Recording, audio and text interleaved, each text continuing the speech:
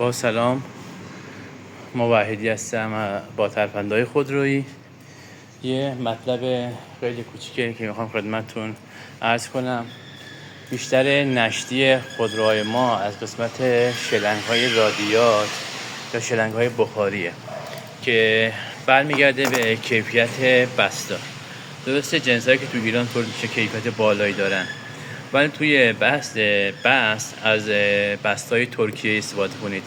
توی این قسمت بستا نوشته میشه ترک، که همیشه ترک استفاده کنید، چون وقتی که رگلاژ میشه این بسته میشه به این زودی یا بریده نمیشه و کامل شلنگ رو چفت میکنه. ولی تو بستای ایرانی این رد میکنه، یا موقعی که میخوای بست و فشار بدید پیچ تا آخر بپیچونید کلا پاره میشه و باعث نشتی آب و داغ کردن رادیات و مسائل دیگه میشه.